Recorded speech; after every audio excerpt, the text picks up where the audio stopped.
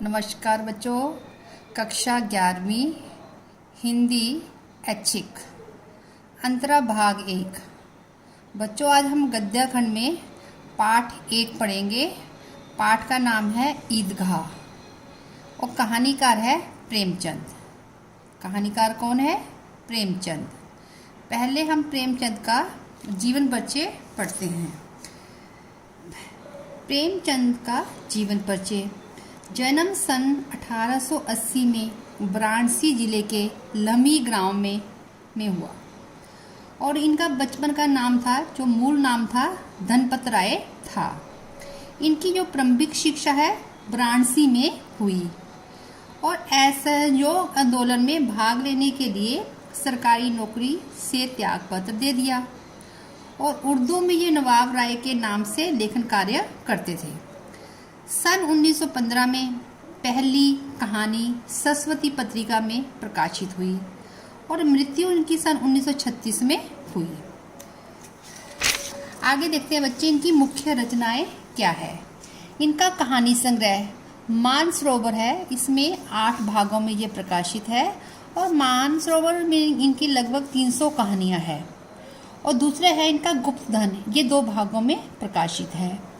अब उपन्यास देखिए कौन कौन से लिखे इन्होंने निर्मला, सेवा सदन, प्रेम आश्रम, रंगभूमि, कर्मभूमि, गवन, गोदान। ठीक है। अब नाटक देखिए कौन कौन से लिखे इन्होंने, करबला, संग्राम, प्रेम की वेदी। और निबंध देखिए कौन कौन से लिखे हुए हैं इन्होंने, विविध प्रसंग लिखे हैं 3 खंडों में। और संपादन कार्य भी किया माधुरी, हंस और मर्यादा जागरण पत्रिका में। अब देखिए इनकी साहित्यिक विशेषताएं क्या थी। प्रेमचंद ने अपनी रचनाओं में जनसाधारण की वेदना तथा सामाजिक कुरीतियों का मार्मिक चित्रण किया है। उनकी कहानियां भारत की संस्कृति एवं ग्रामीण जीवन के विविध रंगों से सरोवर है। अब भाषा शैली देखो बच्चे, इनकी भाषा शैली सजीव, मुहावरेदार तथा बोलचाल के निकट थी। तत्सम तथा उर्दू शब्दों का सुंदर प्रयोग इन्होंने किया है। आगे देखते हैं बच्चे पाठ का परिचय क्या है। प्रेमचंद द्वारा लिखित कहानी ईदगाह भावनात्मक एवं बाल मनोविज्ञान पर आधारित कहानी है। कहानी का प्रमुख पात्र इसमें हामिद है, जो अपनी दादी अमीना के साथ रहता है। हामिद के चरित्र के माध्यम से अभावग्रस्त जीवन के कारण बच्चे का समय से पहले समझदार होना और इच्छाओं का दमन करना दर्शाया गया है। किस प्रकार बच्चा हामिद परिस्थितियों से समझौता करना सीख जाता है, यह इस कहानी में बताया गया है। आओ हम कहानी के मुख्य बिंदु देखते हैं। ईद के अवसर पर गांव में ईदगाह जाने की तैयारियां हो रही थी। सभी लोग काम काज निपटाकर ईद के मेले में जाने की जल्दी में हैं। बच्चे सबसे ज़्यादा खुश हैं। उन्हें गृहस्थी की चिंताओं से कोई मतलब नहीं। उन्हें तो ये भी नहीं मालूम कि उनके अब्बा जान ईद के लिए पैसों का इंतजाम करने चौधरी कायम अली के घर दौड़ जा रहे हैं और यदि चौधरी ने उनके पैसे उधार नहीं दिए, यदि मना कर दिया, तो वे ईद का त्यौहार नहीं मना पाएंगे। उनका यह ईद की खुशी का अवसर मुहर्रम जैसे मातम में बदल जाएगा। अब बच्चों को तो बस ईदगाह जाने की जल्दी है। हामिद 4-5 साल का दुबला पतला लड़का है। हामिद जो है 4-5 साल का है और दुबला पतला लड़का है।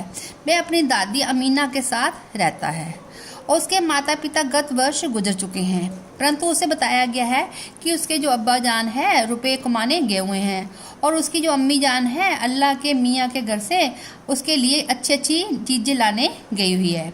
इसलिए जो हामिद है वो आशावान है और प्रसन्न है।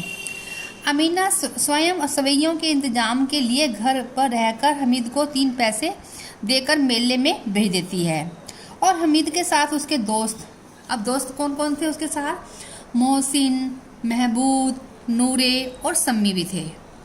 अब देखिए गांव से बच्चे मेले की ओर चले। हामिद भी साथ में था। रास्ते में बड़ी बड़ी इमारतें, फलदार वृक्ष आए। बच्चे कल्पनाशील होने के नाते तरह तरह की कल्पनाएं तथा चीज़ों पर टीका टिप्पणी करते गए आगे बढ़ते जा रहे थे। रास्ते में पुलिस लाइन आने पर एक बच्चे ने कहा, जहां सिपाही कवायद करते रहते हैं। मोहसिन का कहना था कि यदि पुलिस वाले चोरी भी करवाते हैं। हामिद को सुनाकर आश्चर्य होता है, ये बात सुनकर उसको बड़ा आश्चर्य होता है। इस प्रकार बालकों में पुलिस के प्रति अलग अलग विचारधारा थी। ईदगाह में नमाज का नज़ारा अलग ही था। नमाज के समय लाखों सिर एक साथ सजदे में झुकते हैं तथा एक साथ उठते हैं।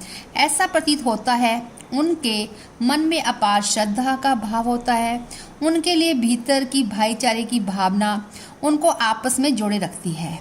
धर्म आपस में लोगों को जोड़ता है, तोड़ता नहीं। धर्म के नाम पर तोड़ने वाले धर्म के रहस्य को समझते ही नहीं है। कोई भी धर्म मनुष्य के बीच भेदभाव उत्पन्न नहीं करता है। ईदगाह में नमाज के पश्चात हामिद के दोस्त चरखियों पर झूलते हैं, यानी बड़े बड़े झूलों के ऊपर झूलते हैं, परंतु हामिद दूर खड़ा होकर देखता ही रहता है। फिर खिलौनों की दुकान से महमूद ने सिपाही खरीदा, नूरे ने वकील खरीदा और मोहसिन ने बिस्ती खरीदा तथा सम्मी ने धोबिन खरीदता है। लेकिन जो हामिद है वो खिलौनों की निंदा करता है, परंतु साथ ही ललचाई निगाहों से उन्हें देखता भी है। सभी मित्र मिठाइयाँ खरीदते हैं और हामिद को चढ़ा चढ़ाकर खाते हैं। मेले के अंत में लोहे की दुकान पर चिमटा देखकर हामिद को अपनी दादी का ख्याल आता है। अब दुकानदार से मोल भाव करके वह चिमटा खरीद लेता है। हामिद के तर्कों के कारण उसके सभी दोस्त उसके चिमटे से प्रभावित हो जाते हैं। घर पहुंचकर दोस्तों के खिलौने किसी न किसी प्रकार टूट जाते हैं। हामिद के घर पहुंचते ही दादी अमीना उसे गोद में उठाकर प्यार करने लगी, पर अचानक हाथ में चिमटा देखकर वह चौंक गई। पूछने पर हामिद ने बताता है कि उसने मेले से 3 पैसे का चिमटा खरीद लिया है। दादी उसकी ना समझी पर क्रोधित होते हुए पूछती है कि पूरे मेले में उसे और कोई चीज़ नहीं मिली खरीदने के लिए। हामिद अपराधी भाव से बताता है कि दादी की उंगलियां तवे से जल जाती हैं, इसलिए उसने चिमटा खरीदा। यह सुनकर बुढ़िया का क्रोध तुरंत स्नेह में बदल जाता है।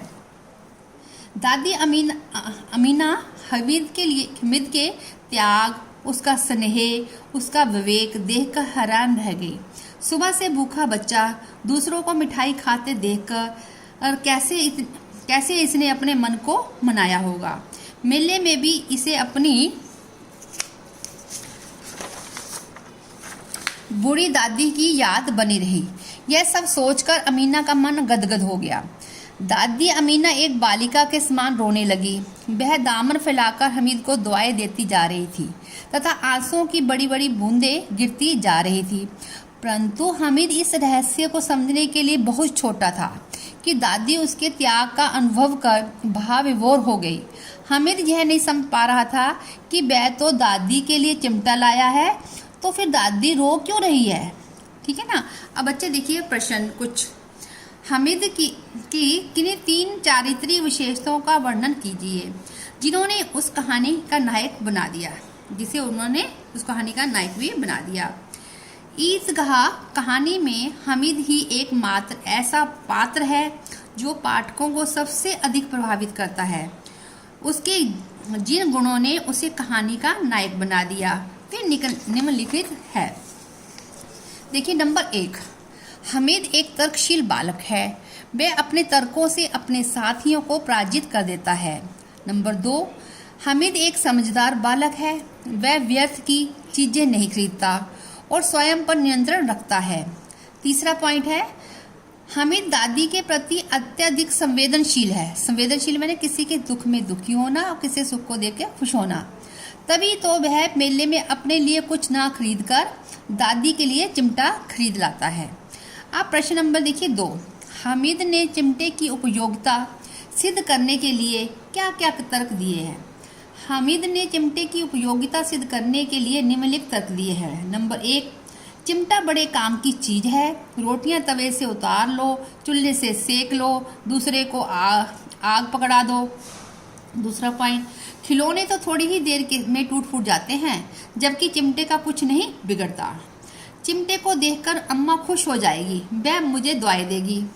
आगे चौथा पॉइंट है, चिमटा एक खिलौना भी है। इसे कंधे पर रख लो तो बंदूक बन जाएगी, हाथ में लो तो फकीरों का चिमटा बन जाएगा। इससे मजीरे का काम भी लिया जा सकता है। और नंबर 5, चिमटे का कोई बाल भी बंका नहीं कर सकता है। चिमटा खिलौनों का बादशाह, रुस्ते हिंद भी सिद्ध हुआ है। अब क्वेश्चन नंबर देखिए 3। ईदगाह कहानी में शीर्षक की सार्थकता सिद्ध कीजिए। क्या इस कहानी में कोई अन्य शीर्षक भी हो सकता है? ईदगाह कहानी का शीर्षक सर्वथा उचित है। इस कहानी के प्रमुख घटनाएं ईदगाह स्थल के इर्द गिर्द घटित होती हैं। ईदगाह कहानी का केंद्र स्थल है। कहानी के क्रम में वहीं जाने की तैयारियां होती दर्शाई गई है। ईदगाह पर ही नमाज पढ़ी जाती है। वहीं एकता व भ्रातृत्व का दृश्य दिखाई देता है। वहीं मेला लगता है। यहाँ ईद की चहल पहल है। यह शीर्षक कहानी के लिए प्रमुख स्थल के आधार पर अतः पूर्णतः उचित एवं सार्थक है। अन्य शीर्षक हो सकता है हामिद का चिमटा अथवा हामिद का उपहार। अब देखो बच्चों, कार्यपत्रक में ये आप क्वेश्चन आंसर करोगे। बुढ़िया अमीना बालिका अमीना कब बन गई? आगे हामिद के मित्रों ने मेले में क्या भेजा, क्यों भेजा, क्या क्या खरीदा था? दादी ने हामिद को अकेले मेले में क्यों भेजा? आगे क्वेश्चन नंबर 4 था, हामिद इसका रहस्य क्या समझता है? यहाँ मुंशी प्रेमचंद की किस रहस्य की ओर संकेत करता है? धन्यवाद बच्चों।